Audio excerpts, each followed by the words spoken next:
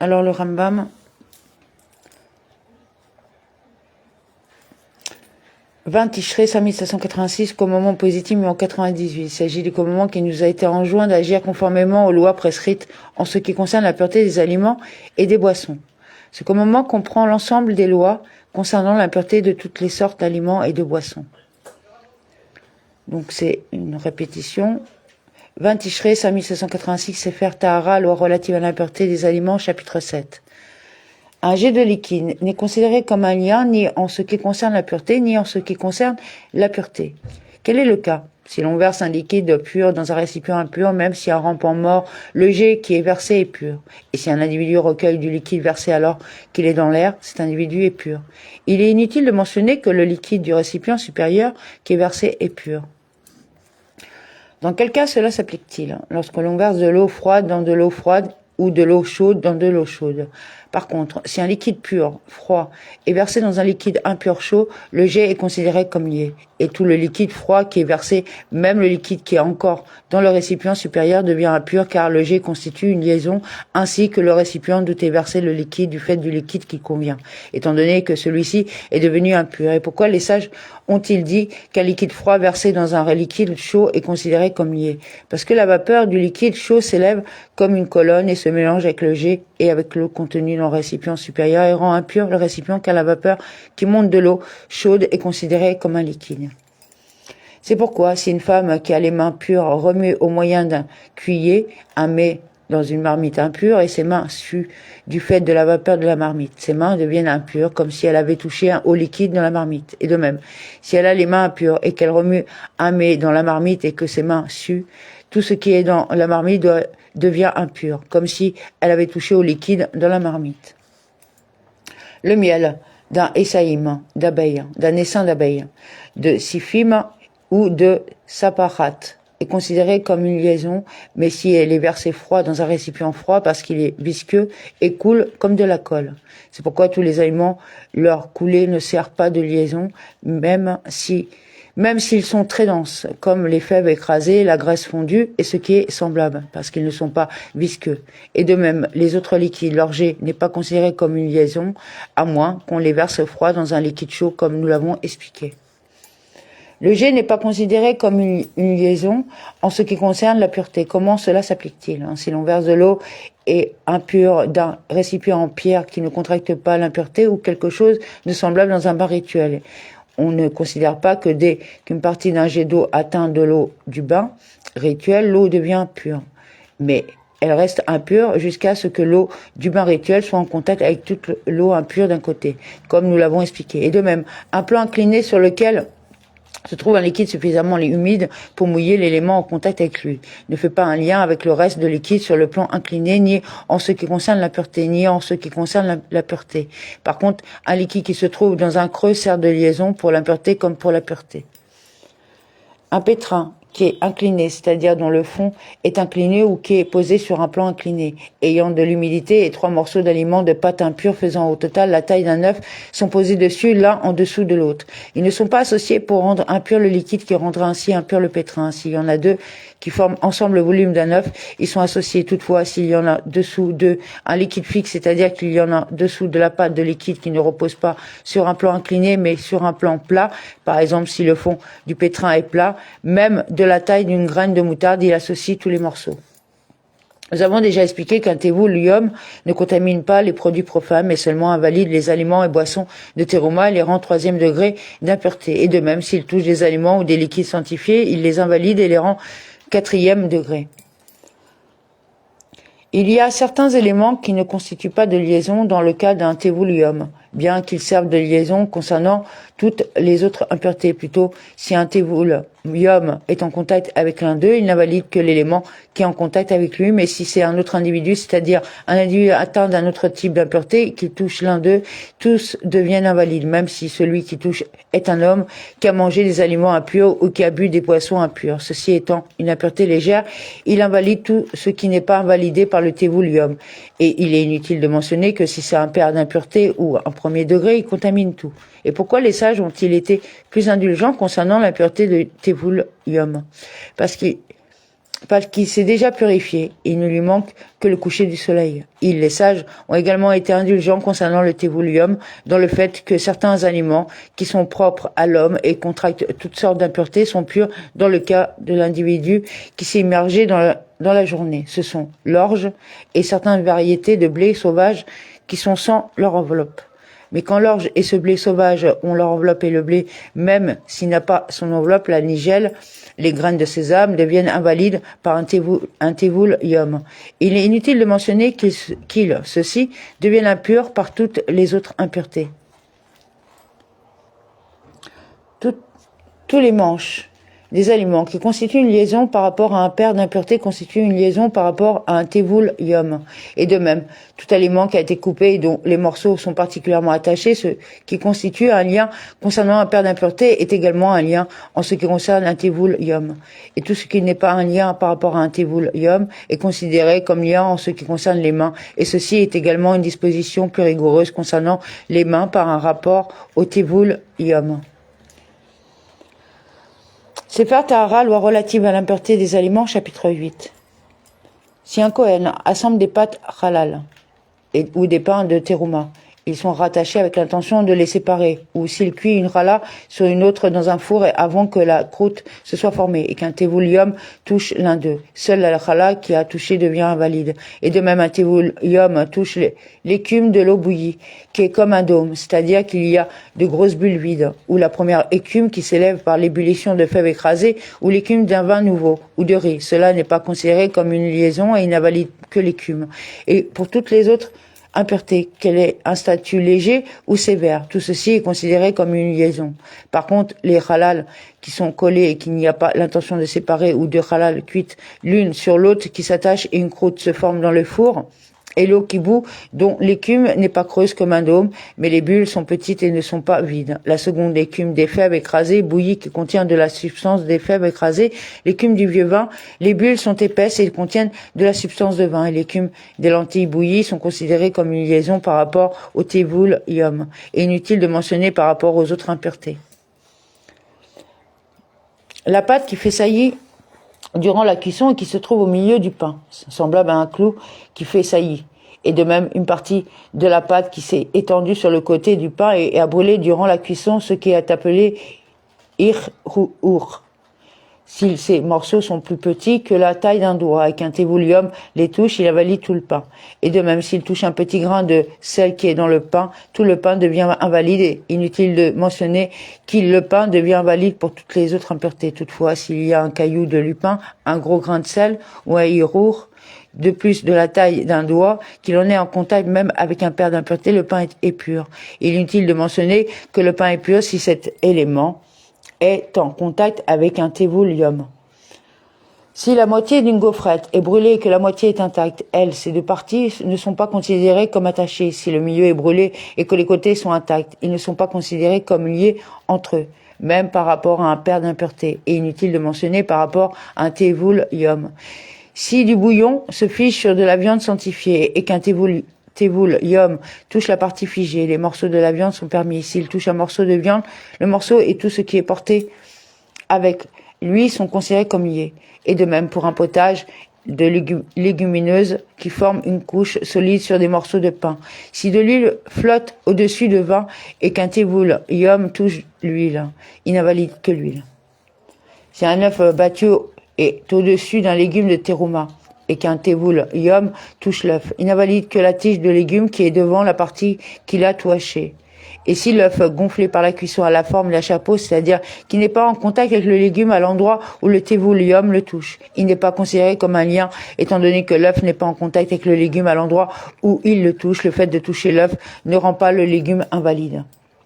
Si une coulée d'œuf s'est figée sur la paroi d'une poêle qui contient un mets de terouma, de telle sorte que la coulée est en contact avec le mets, et qu'un tévoulium la touche et qui la touche, la coulée, s'il la touche du côté intérieur à la paroi, elle est considérée comme attachée au mets, et ce dernier devient invalide.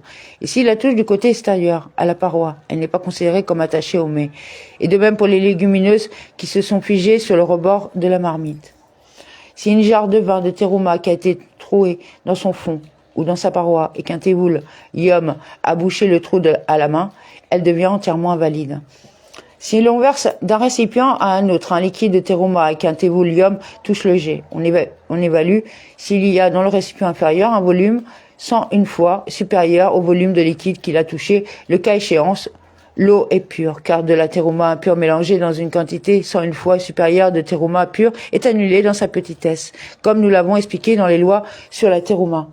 Un tévoul yom qui prélève la terouma d'une citerne de vin, et la jarre de vin de terouma glisse et tombe, et est engloutie dans le vin profane, et le tévoul yom touche le vin dans la citerne pour reprendre sa jarre. S'il touche le vin qui est extérieur au bord de la jarre, il n'est pas considéré comme lié avec le vin qui est dans la jarre, bien que le vin profane flotte sur le vin de terouma dans la jarre. Mais s'il touche le vin qui est du côté intérieur, du bord de la jarre, c'est-à-dire le vin qui flotte sur la jarre, il est considéré comme lié avec le vin dans la jarre, et la terouma est invalidée. Et si la citerne est un conteneur qui, contrairement à la citerne, n'est pas une fosse dans le sol, mais un grand récipient, même si c'est un grand récipient capable de contenir son corps. Tout le vin à l'intérieur est considéré comme lié, et si le tévoul yom touche un peu de vin, il invalide la terouma qui est dans la jarre au bas du récipient. La fine farine des oblations, l'oliban, l'encens et les braises, si un tévoul yom en touche une partie, il invalide le tout, bien qu'il y ait plusieurs morceaux, parce que les sages se sont montrés plus stricts dans le cas des offrandes et tous sont associés. Dans quel cas cela s'applique-t-il? Pour les braises, qui retirent au moyen de la pelle le jour de Kippour, car la pelle qui sert à retirer les braises est introduite dans le hékal. Par contre, les braises qui retirent chaque jour lorsqu'ils versent de la pelle en argent dans la pelle en or, si les braises sont éparpillées, elles n'ont pas de sainteté, mais on les balaie dans le conduit d'évacuation du temple. Si de l'huile de terouma flotte sur un potage épais ou une gaufrette profane et qu'un tévoul yom touche l'huile, il n'invalide que l'huile. Et s'il mélange l'huile avec le potage ou pétrit la gaufrette avec de l'huile, il invalide tout parti qui est en contact avec l'huile. Si un légume profane est cuit dans de l'huile de terouma qui est entièrement absorbée dans le légume et qu'un tévoul yom le touche, il n'invalide que la partie de la tige qu'il touche. Si un tévoul yom touche une partie d'un potage épais de terouma alors que l'ail et l'huile qui assaisonnent sont profanes, il invalide tout. Si un tévoul yom touche une partie d'un potage épais, profane, assaisonné avec de l'ail ou de l'huile de terouma, et l'huile a été complètement absorbée, comme dans le cas précédent, il n'invalide que la partie qu'il touche. S'il y a une majorité d'ail, c'est-à-dire qu'il y a plus d'ail que de potage, on se réfère à la majorité, par conséquent, le potage tout entier devient invalide par le contact de l'ail avec le tévoul yom. Quand se réfère-t-on à la majorité? Si il y a une masse compacte d'ail dans la marmite de potage. Mais si le potage et les gousses d'ail sont écrasés dans le mortier et l'ail est éparpillé dans le mortier et le tévoul yom en touche une partie, il n'invalide que la partie qu'il touche, parce qu'il est satisfait de l'éparpillement de l'ail.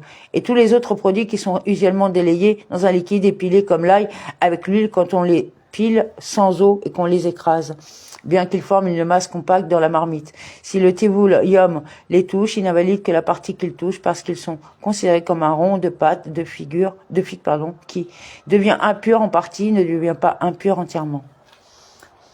Une pâte où la challah a été désignée au nord ou au sud. Et de même, un melon où la terouma a été désignée au nord ou au sud. Les deux parties de l'aliment, de la partie profane et la challah, sont considérées comme liées. Et si un tévoul yom touche une partie profane de la pâte, la challah devient invalide. Si la challah est prélevée à l'intérieur et qu'elle est remise, cela n'est pas considéré comme un lien. Une pâte qui a été mangée avec de la terouma et qui a été levée avec de la levure de terouma ne devient pas invalide par un tévoul yom. Si un tévoul yom touche une pâte de terouma qui est devenue apte à contracter l'impureté par un des 7 liquides et qui a été pétri avec du jus de fruits, il n'invalide que la partie qui a touché le jus de fruits et ne lie pas les morceaux de pâte.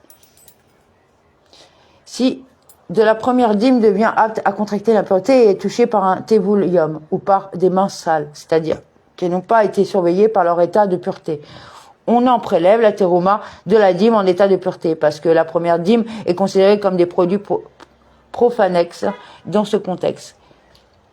Et le tévoul yom et les mains sales n'invalident pas les produits profanes, car ce qui a le statut de troisième degré dans les produits profanes et purs, comme nous l'avons expliqué. Et de même, une femme qui est évolium peut pétrir sa pâte, couper la partie de la pâte destinée comme challah, sans toutefois la désigner comme challah pour ne pas l'invalider, la séparer, la poser dans un récipient, mettre celui-ci ensemble avec le reste de la pâte dans un grand récipient, approcher ce récipient du reste de la pâte pour prélever la challah, ce qui est proche, puis la désigner comme challah en disant ceci est la challah.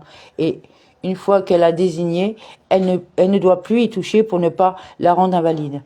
Et elle procède de la même manière si elle pétrit la pâte dans un pétrin immergé dans la journée.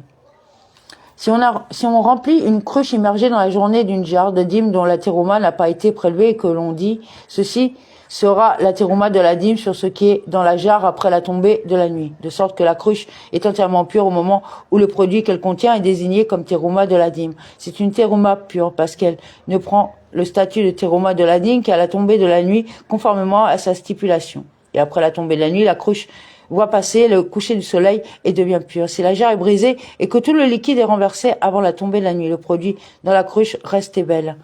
Si la cruche est brisée, le produit dans la jarre reste belle. Un téboulium qui s'est immergé suite à l'impureté d'un cadavre ou suite à des rapports avec une femme, nida, peut travailler dans le pressoir d'olive et de même.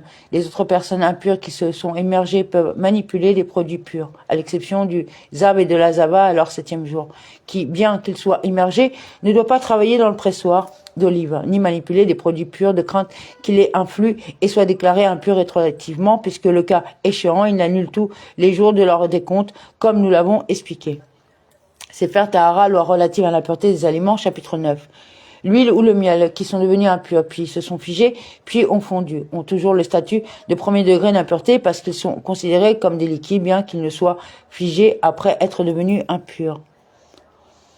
Le jus de viande, les fèves écrasées, le lait devenu solide sont considérés comme des aliments. Ils n'ont pas le statut de liquide. Et il est nécessaire pour qu'ils soient susceptibles de contracter l'impureté d'avoir l'intention de les consommer. Et si un aliment ayant le statut de premier degré ou un liquide est en contact avec eux, ils deviennent second degré d'impureté. S'ils sont suffisamment humides pour humidifier ce qui est en contact avec eux, ils ont le statut de liquide et sont premier degré d'impureté comme un aliment devenu impur par un liquide impur. S'ils deviennent impurs alors qu'ils ont le statut de liquide et qu'ils se figent ensuite, ils ont le statut de second degré d'impureté, comme un aliment devenu impur par un liquide impur. S'ils deviennent impurs lorsqu'ils sont figés et qu'ils fondent et deviennent liquides, s'ils font exactement le volume d'un œuf ou moins, le liquide est pur. S'ils font plus d'un volume d'un œuf, le liquide est impur, car lorsque la première goutte est fondue, elle devient impure par le volume d'un œuf de l'aliment impur dont elle a fondu. Et c'est cette goutte contamine tout le liquide qui font ensuite. Et de même, quand un individu impur presse des olives et des raisins qui sont devenus aptes à contracter l'impureté, s'ils ont le volume d'un œuf ou moins, le liquide qui en est extrait est pur, à condition que l'individu impur ne touche pas le liquide, car le liquide est considéré comme un dépôt dans le fruit et comme une entité indépendante. Si ces olives ou ces raisins font plus du volume d'une olive, le liquide qui en est extrait est impur, car dès lors que la première goutte de jus sort, elle devient impure par le volume d'un œuf du fruit impur et rend tout le jus impur. Et si celui qui presse est un zav ou une zava ou un individu ayant le même statut, même s'il presse un seul grain, qui n'a pas été rendu apte à l'impureté et ne touche pas le jus. Le jus est impur car dès qu'une goutte sort, elle devient impure en étant portée par le zav. Car quand un zav porte des aliments ou des boissons, ceux-ci deviennent impurs, comme nous l'avons expliqué. Et de même, quand un zav extrait le lait d'une chèvre, le lait est impur car dès que la première goutte sort, elle devient impure en étant portée par le zav. Une marmite qui est remplie de légumes profanes mis à macérer et leurs feuilles sortent à l'extérieur de la marmite. Si un père d'impureté ou un premier degré touche la feuille qui est à l'extérieur de la marmite, à un endroit sec, bien que la feuille fasse le volume d'un œuf, celle-ci est impure et tout le reste est pur. Si elle est réintroduite dans la marmite, elle rend tous les liquides qui y sont contenus impurs et la marmite devient impure ainsi que tous les légumes mis à macérer. Si toute la feuille qui est à l'extérieur de la marmite alors qu'elle est mouillée, elle sort toutefois qu'il touche la partie mouillée, si la feuille fait le volume d'un œuf, tout est impur, car la feuille rend impur le liquide qui est dessus. Et le liquide rend impur tout le liquide qui est dans la marmite, parce que le liquide qui est sur la feuille est lié au liquide dans la marmite. Et donc rendre la marmite impure. Si la marmite est pleine de légumes, de terouma, mis à macérer, et qu'un téboulium la remue, et qu'il remarque du liquide sur sa main, mais il y a doute si c'est du liquide de la marmite qui a été projeté ou s'il a touché la tige du légume. Le légume est invalide et la marmite est pure. Si un individu impur mange des raisins aptes à contracter l'impureté et qu'un grain tombe dans le pressoir où se trouvent les raisins destinés à être foulés. S'il est entier et que sa tige ne tombe pas de sorte qu'aucune goutte de jus n'en est extraite, le pressoir est pur. Et si sa tige est retirée et que les raisins sont prêts dans la fosse pour être foulés ou ce qui est semblable à être foulé, de sorte qu'il est inséré par le jus qui en est extrait, le pressoir devient impur par la goutte de jus qui est à l'extrémité de grains de raisin à l'endroit où se trouvait la tige. Si des raisins tombent et qu'ils les foulent dans un lieu vide où ne se trouve point d'autres raisins, s'ils sont exactement le volume d'un œuf et non un volume supérieur, le jus qui en est extrait est pur, comme nous l'avons expliqué. S'ils font plus d'un volume d'un œuf, ce jus qui en est extrait est impur, car dès lors que la première goutte sort, elle devient impure par le raisin impur qui fait le volume d'un œuf et elle rend impur tout le jus qui suit. Soit un bloc d'olives impurs qui ont été assemblés, attachés, et on le jette dans un four et il cuit et la chaleur fait fouler de l'huile du bloc. Si ce bloc fait exactement le volume d'un œuf, ou moins, le four est pur, car les aliments ne contaminent pas les ustensiles et le liquide qui en est extrait est pur comme nous l'avons expliqué. Si le bloc fait plus d'un volume d'un œuf, le four devient impur, car lorsqu'une goutte d'huile est extraite, elle devient impure par le bloc qui fait le volume d'un œuf et rend le four impur. C'est pourquoi, si les olives impures sont séparées et ne forment pas un seul bloc, même s'il y en a 100, le four est pur, car l'huile qui en est extraite ne fait pas le volume d'un œuf. Si des liquides impurs sont absorbés dans du bois, et qu'on y met le feu dans le four est pur, car ils sont annulés dans le bois. Et même s'il sort le bois à l'extérieur pour que l'eau depuis tombe dessus et qu'elle tombe effectivement dessus conformément à son gré, et qu'il y met le feu, le four est pur. Et l'eau qui est dessus ne devient pas impure par le liquide qui a été absorbé. Toutefois, il ne doit mettre le feu au bois qu'avec les mains pures, bien qu'un liquide impur du fait de l'impureté des mains ne rende pas impur un ustensile, en l'occurrence le four. Ceci est un décret pour ne pas qu'un individu impur y mette le feu, ce qui causerait que le liquide dessus rendrait impur le four.